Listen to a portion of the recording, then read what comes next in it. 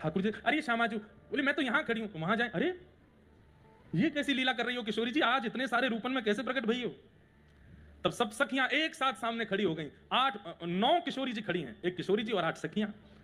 और तब सब सखियां कह रही हैं, अब ढूंढ के बताओ हम में ते राधा रानी कौन है?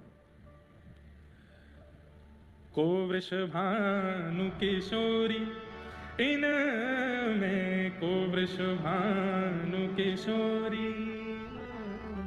हम में से लाडली जी कौन है, ढूंढ के बताओ। आहा, ठाकुर जी एक एक किशोरी जी के स्वरूप के पास जामे, उन्हें जाकर के देखें, गौरते आंख में देखें, हाथन ने देखें, पामन, सब कुछ एक जैसा, पता ही नहीं चल रही है कौन है किशोरी जी।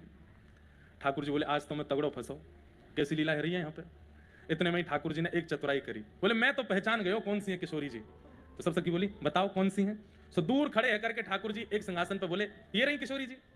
बोले ये रही, कहा है? 8-9 खड़ी है, एक बताओ कौन सी है। अब बोले यही वाली है। बोले कौन सी वाली?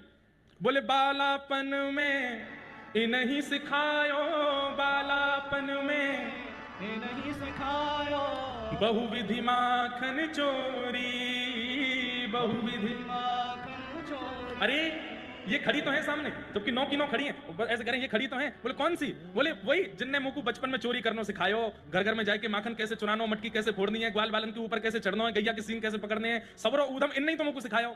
जैसे ही कही कि बालापन में इन्हीं सिखायो, बहुविधि माखन चोरी, इन्हीं मुझको माखन चुरानो सिखायो, मेरी तो ये गुरु है चोरी की। इतने में किशोरी जी बोल पड़ी, मैंने कब सिखाया तुमको?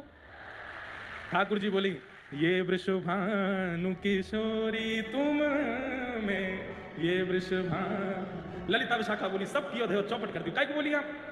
अरे मैंने जब चोरी सिखाई नहीं तो मैं काय को स्वीकार करूं? अरे ये तो हमें पता है कि आपने चोरी नहीं सिखाई है, वो तो उनको तरीका है बुलवावे को।